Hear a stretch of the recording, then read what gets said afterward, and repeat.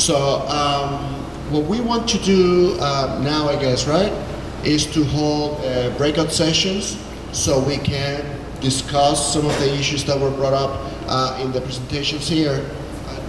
For tomorrow, we'll be doing the skills training. I promise I won't sweat as much. But tomorrow, just think about an area that you have in mind, like a municipio or a neighborhood.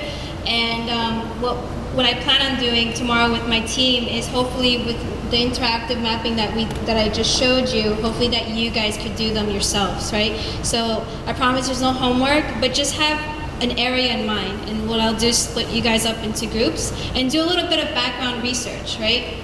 Who's there, the number of schools, and all of that. We'll sort of do like a little mini summary of that area. Actually, I am going to be piggybacking on that idea that Jennifer just brought up. What are some areas of interest that you have? What are some areas of research interest that you may have?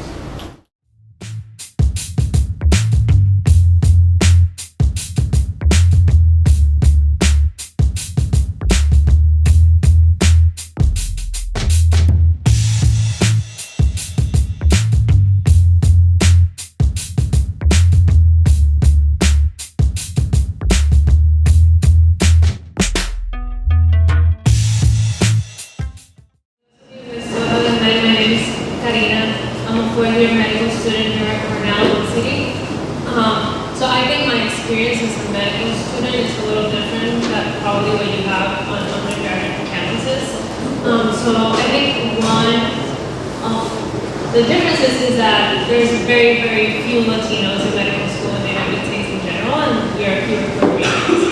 So after Maria, having to come together and actually trying to figure out ways in which we can help Puerto Rico from afar was a challenge. So I think there were a couple of things that we did that I thought were really good. We were able to help Puerto Rico from afar, and there are still some things that we can improve. So in the things that we did after Maria is that there are only 2 Puerto Rican students in the 4-year classes in medical school. So if we were only the 2 of us, it would be like very difficult to organize. So we came together with the Latino community and we organized different activities. So one of the things we did was a fundraiser. And I know we're gonna have another discussion on fundraising, so we're not gonna get a lot into the details, but we pretty much we went into a local bar and we had different activities that day. So we had, how do you call it? A trivia night about Puerto Rican facts. And people who would go there would like give money, and all of the money that we made, we gave to Unidos por Puerto Rico at that point. But I think another important part of the activities that we made is that we united the very, very few Puerto Ricans that are on campus. So I didn't even know that there were a few graduate students who were Puerto Ricans. And we came together, there were only 5 of us, and the 5 of us distributed the activities, and we were able to just organize ourselves. So I was part of the fundraiser, someone else was in charge of a phone rally, which we also had to give information about Puerto Rico, because we don't only want Puerto Ricans calling senators about things that Puerto Rico need, but we want to engage the entire community, and to do so they need to have a basic understanding of what is that we're asking in the first place. So we did that. Another activity that we did is just a drive. So I think those were a drive of like batteries and all of this first aid things that Puerto Rico needed. So I think in my small Puerto Rican and Latino community in medical school, as Puerto Ricans, but also just individuals and students, we were able to like rise to Maria and the occasion.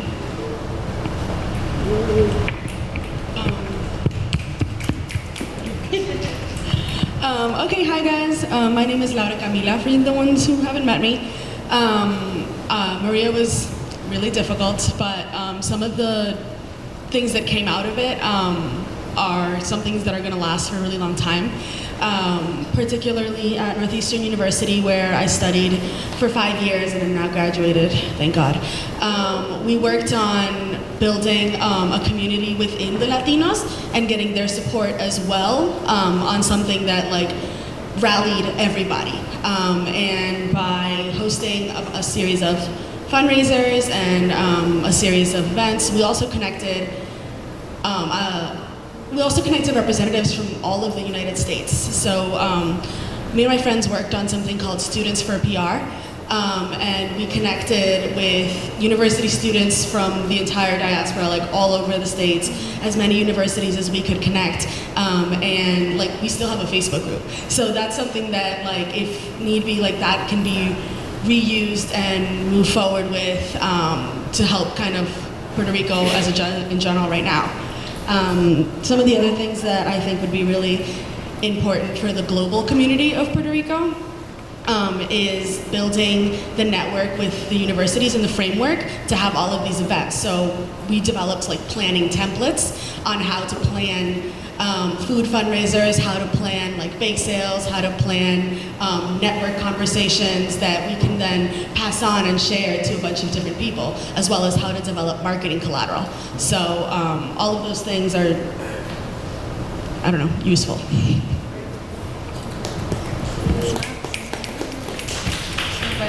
Pues hola, mi nombre es Daniela Martínez Berrío. Shout out a mi madre. Hi, my name is Daniela, and thank you so much for having me, and thank you to the organizers for putting on this panel. And I think it's pretty great that we have 4 inspiring Puerto Rican women up here who each did their own part in changing their communities. So, vamos. Okay. Pues that's a really big question on how your service or what you did contributed to the global Puerto Rican community. Porque para mí, todos podemos apoyar ese granito de arena. All of us can like do our part in some way or another. And for me, I know I've mentioned this in the breakout sessions beforehand, but I studied and I just graduated from American University in Washington, D.C. And when I got there, there wasn't really a cohesive Puerto Rican community. Like there were some Puerto Ricans, but I think with my incoming class, we were about 20 Puerto Ricans, but we never got together. I just felt like I was really lacking in that, and I definitely felt that could have contributed to me having less homesickness in my first year there. But then when Maria hit, I know that was a really important and decisive point in all of our lives, or at least I feel that way. And I just felt like alone, I couldn't reach my family. Y nada, era desesperante. Y pues, sí, I had those periods where like, yes, I cried, I mourned, but then I was like, we have to do something, because why am I here in the United States and I'm not gonna do anything to help back home? And so we did a Facebook group, we got everyone together, my co-founder and I, and we mobilized. And I think just creating something even after hurricane relief, so we created the Puerto Rican Student Organization to have a lasting impact on the campus. And I think that in itself resonates with the global Puerto Rican community, because we're demonstrating that, yes, we can come together still and celebrate our culture, even though we're far away, pero mantener conectadas a esas raíces de donde venimos. And also represent Puerto Rico, especially being in Washington, D.C., where we can do our local part in continuing advocacy to Congress, etc. So I think that in itself, and continuing that mission of raising awareness, it's what contributes to that global Puerto Rican community.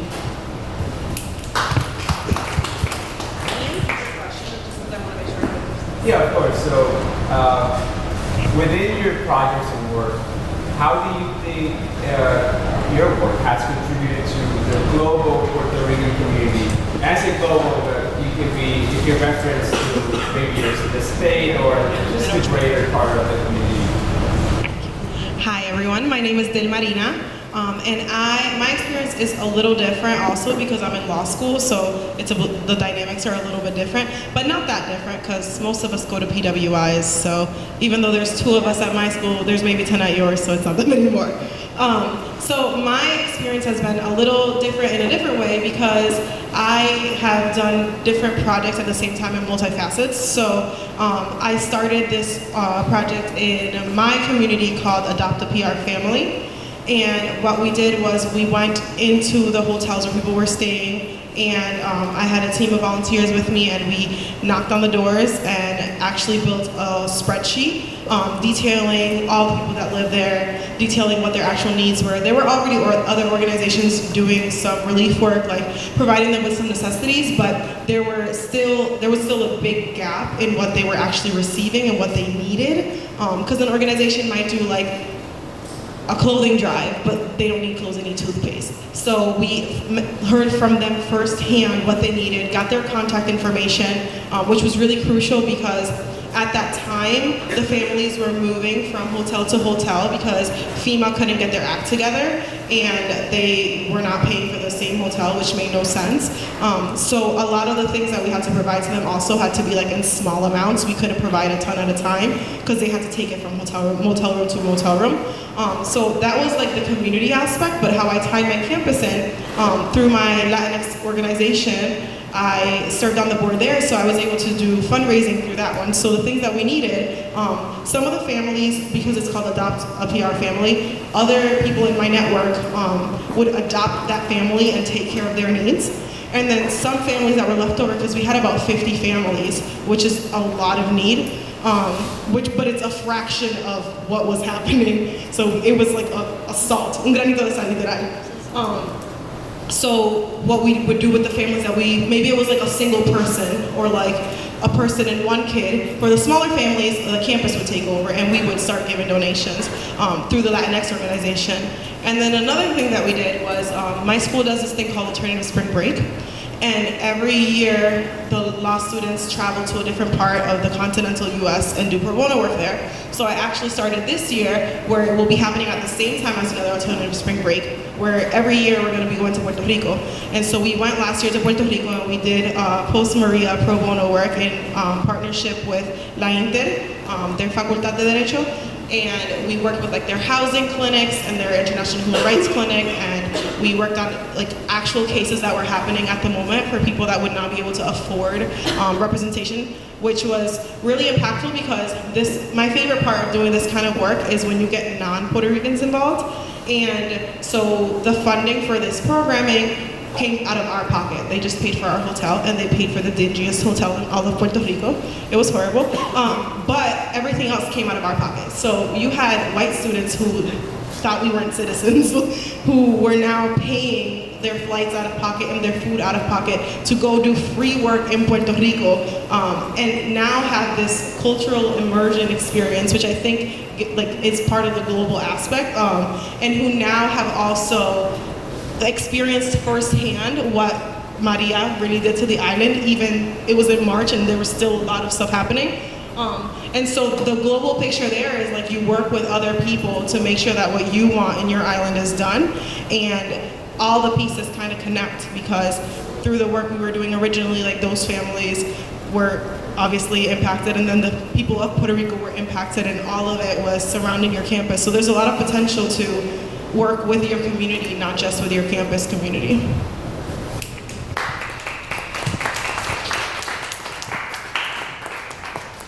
Great responses, and so a couple points that I identified is, well, let me do this. Quick show of hands, who has heard beforehand, like before they should share this, their efforts, right? There must be. Yeah, their efforts. Like, have you heard before, like what they were doing in their communities, right? So that's something that I would love to know. Like, now, who here would love to know what's happening in other communities and keep posted with like all this stuff that's happening in other parts, right? So what we identified is there's a lot of great stuff happening in different parts of the communities. And what I'll keep pushing all these days is like, how can we converge? How can we consolidate so that we're in the same loop, we're in the same page, to a certain extent, right? So there's Facebook groups, there's different stuff that's happening and that's being replicated in different part of the communities, and we want to connect them. So, you know, putting that out there, what do you ladies think could improve in our greater community and and in connection with the Puerto Rican community? Well, I think in my case, I can think of two important things. One, as you said, is just communication in general, which I think it's pretty easy to achieve now with like social media and creating all of these groups. It's not necessarily extremely easy, but it's not impossible and easier than it was a couple of years ago. And I think in my case, one of the things we've struggled with is creating lasting relationships with universities back in Puerto Rico, especially the med school campus. So for me, an important part would be to create that partnership. So in the future, things like these relief efforts or things just like educational efforts can be done more like easily. So one of the things I'm trying to do is I don't know how much you know about like medical school, but like in the 4th year of medical school is pretty much like your senior year of college. It's like, it depends what you're doing. You can have a lot of free time, or you just have to take a couple of classes here and there. So I'm trying to figure out a way to go to Puerto Rico as part of my curriculum, and that way, now we have a new diversity office and a new center of excellence trying to create an exchange program. And I think if we have that set up and if we have a continuous relationship with a medical school or an undergraduate or a law school in Puerto Rico, it can make a difference going forward.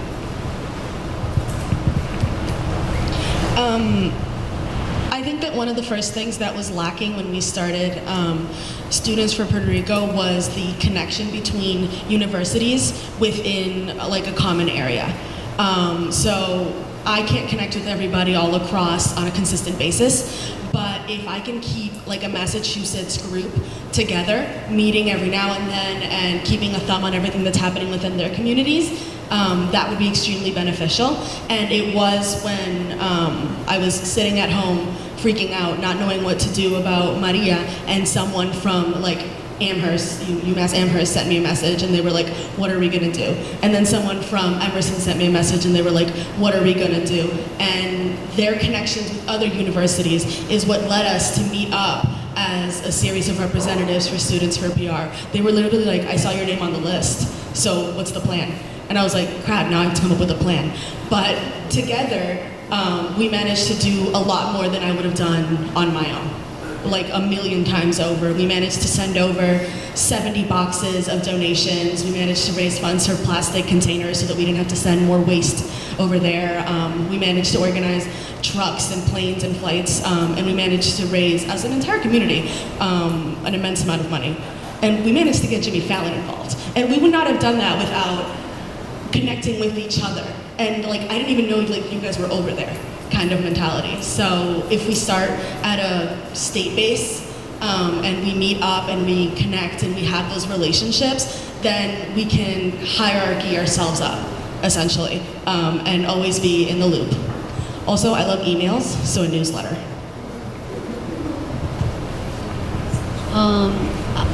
I think at AU and in DC, one thing that we were facing was that we didn't have that much of a connection with other DC schools, and even in Maryland and Virginia.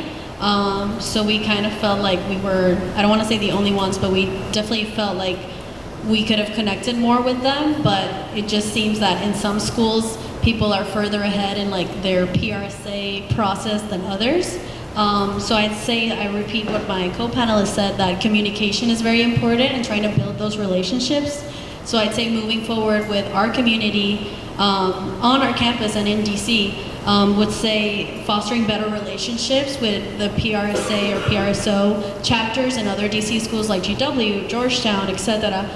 Because I do feel that that creates more of a sense of a local community, not just on campus. Although I do strongly feel that campus efforts are very, very important.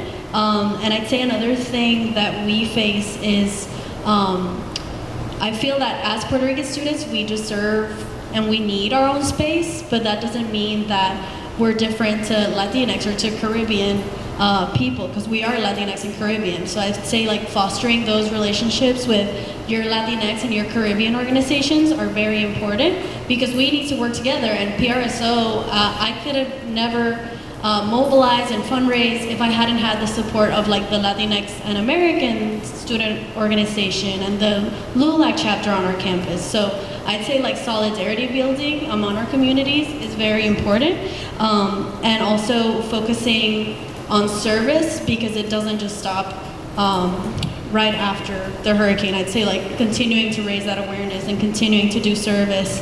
Like PRSO, we've only been 1 year, but we had a great event this past April where we had our first annual Puerto Rican dinner, and we were able to raise funds for a local nonprofit in Puerto Rico that promotes arts education, because that's very important too, to preserve our culture. Like yesterday we were talking about plena, bomba, so I just say like continuing the effort because it doesn't stop here.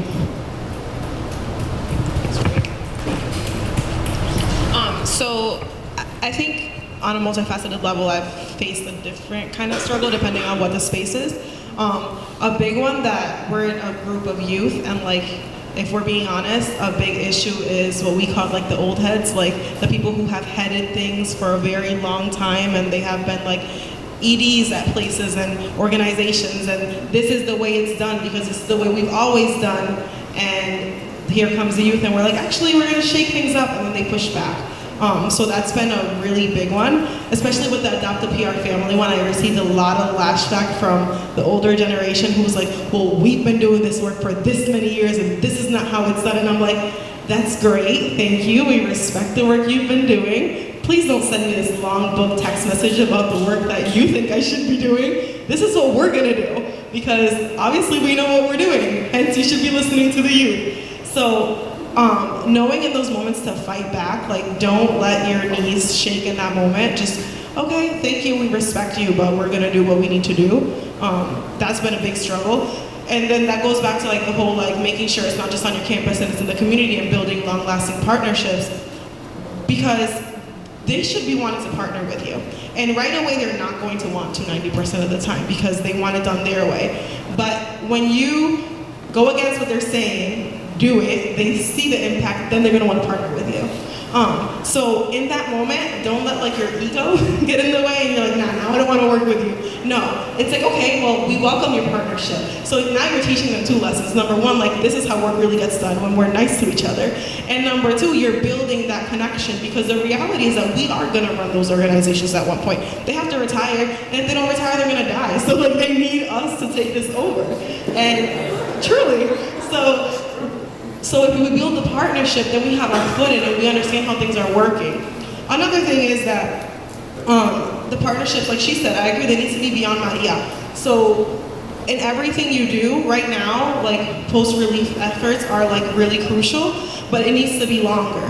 So for like our pro bono trip, right now we're focusing on Maria efforts, but in a few years we might be incorporating other stuff, you know? So making sure that everything can go, like transition into not necessarily Maria stuff, but greater issues.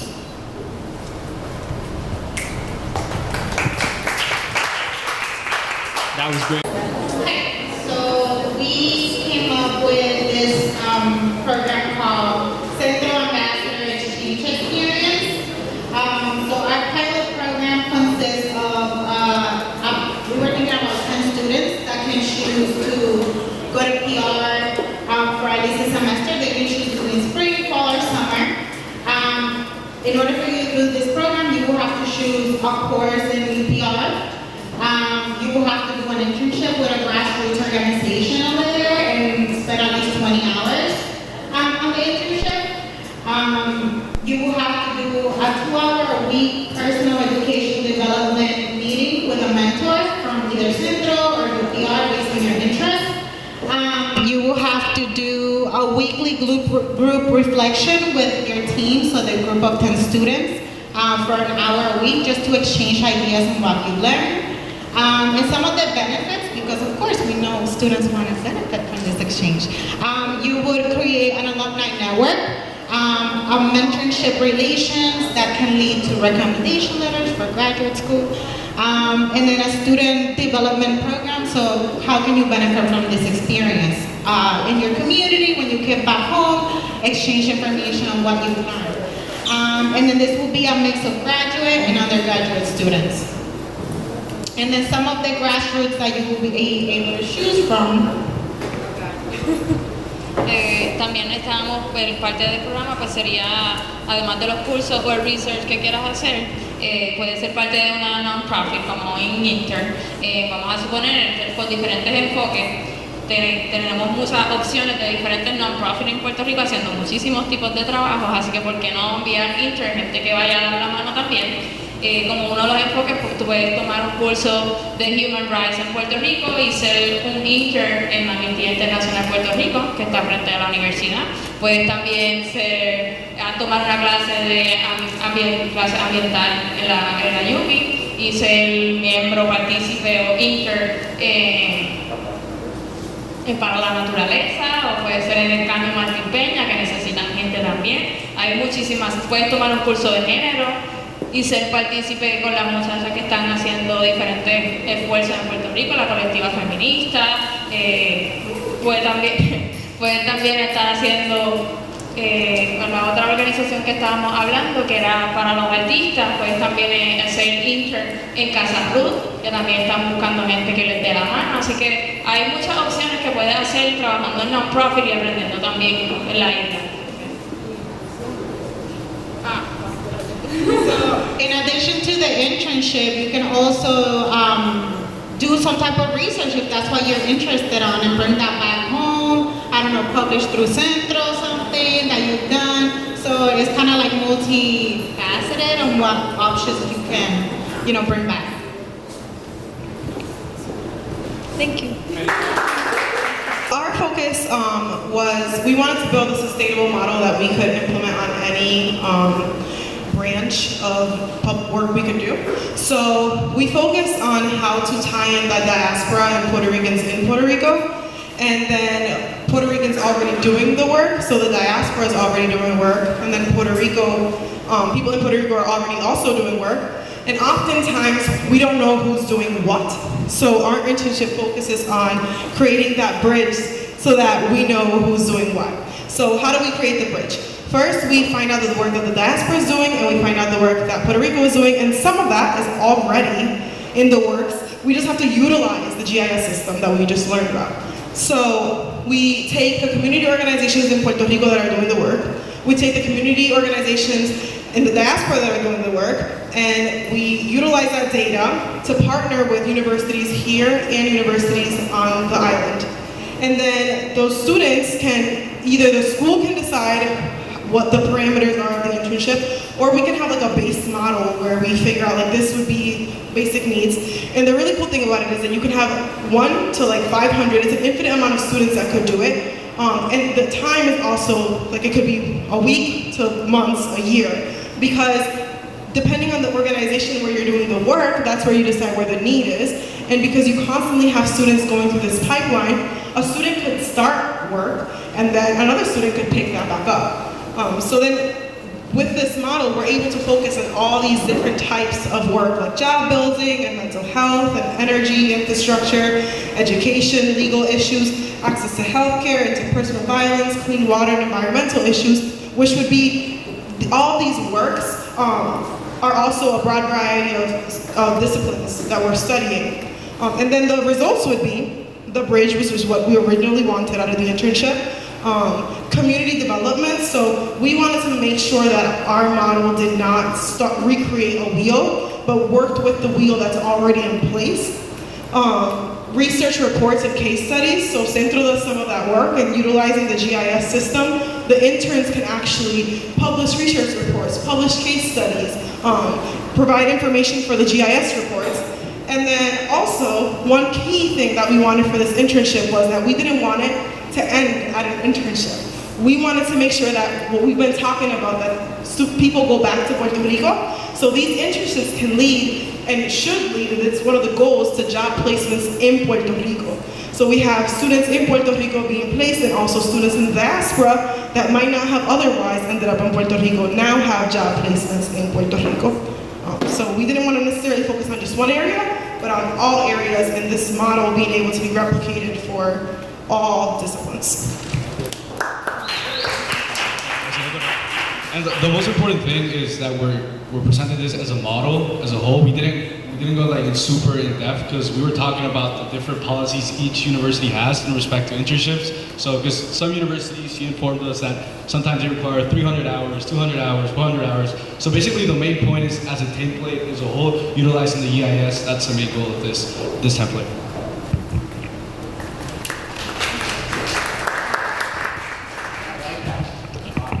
Questions? I really like that because one of the things that we were struggling with were the details, right? So like, do we make this a week long, a month long? And what you're saying is it can be anything.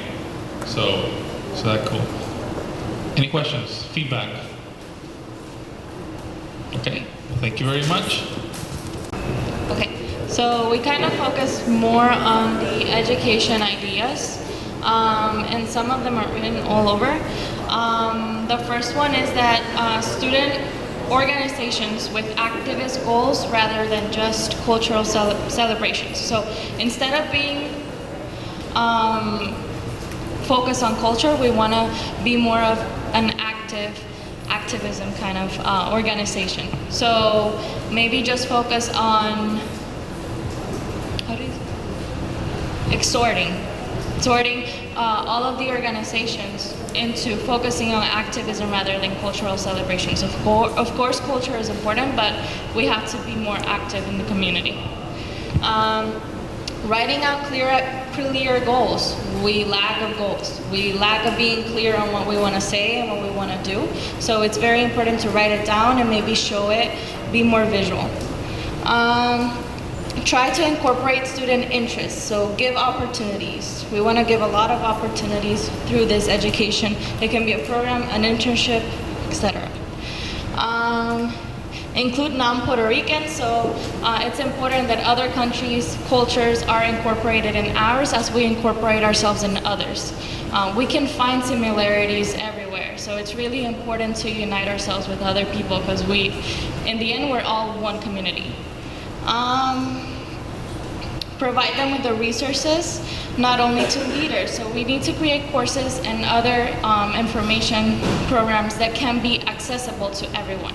So not everyone has leadership experience or is incorporated in other organizations, associations, or they just simply want to learn about Puerto Rico or other cultures. So maybe have those programs opened up for everyone.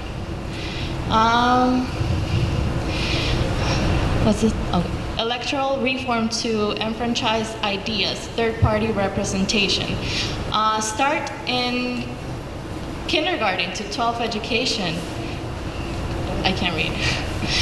Detailed Puerto Rican history courses in Island. Okay, so yeah, we want to incorporate more courses about Puerto Rico and the United States from every grade. So not just universities. We want to go into high school or elementary school. We want to educate from the bottom up. Analysis and structure of problems, colonialism, capitalism. So touching on topics that no one wants to talk about, politics. So basically, what do you want to add? No, I think the main thing that we were discussing was having different levels, if this is a program to approach like different levels and different interests, whether it starts in high school or undergrad or graduate school, and to not have one program that fits all, but rather one program that can figure out, people can figure out their own interests and just pick up different stuff for it.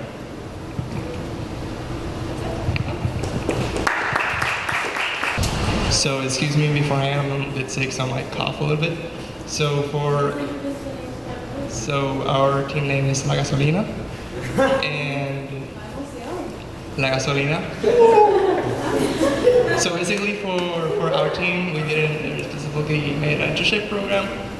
I wanted to cover more the questions about what we know and the other two. And so we went really general and broad.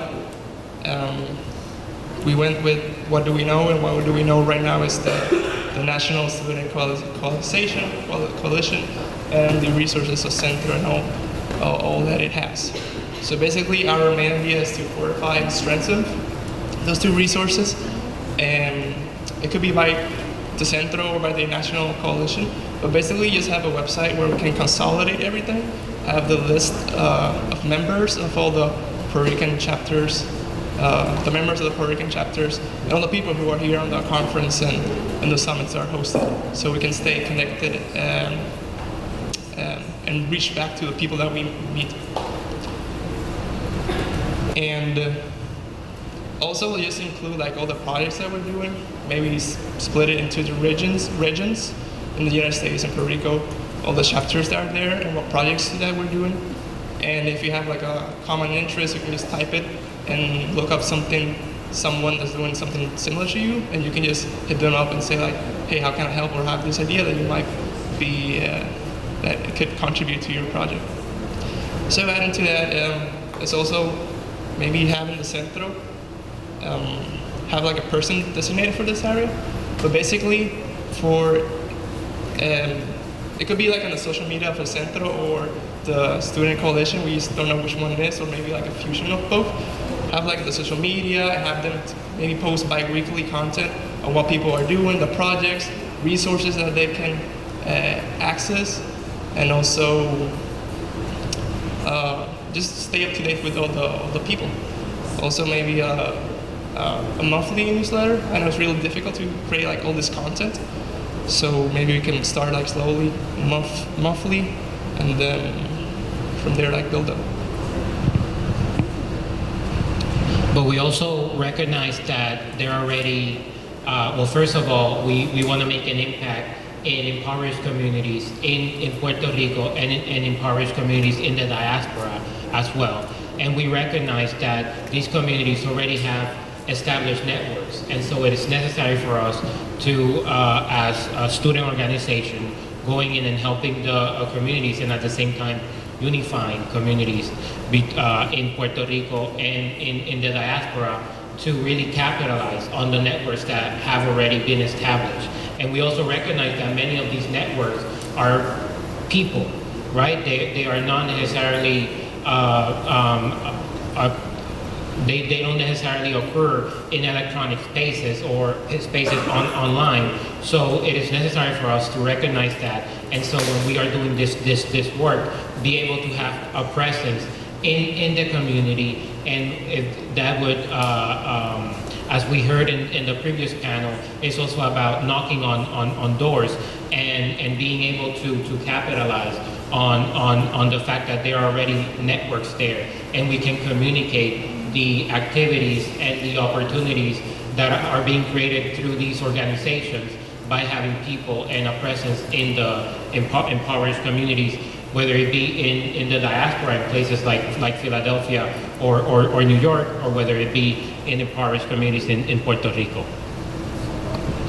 Another idea that I proposed was from the first breakout session we had this morning. All of us were saying, yeah, we have this problem, but don't forget about this problem and this problem, this problem. Consensus is that there's a lot of problems, but we can do this together.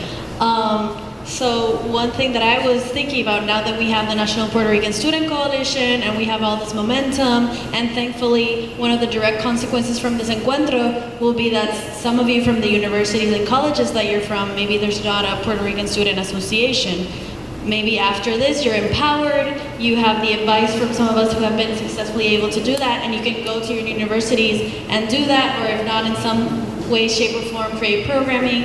And then each PRSA or PRSO creates their programming already, but now that we have the National Puerto Rican Student Coalition, we can maybe create like an annual National Boricua Week of Action.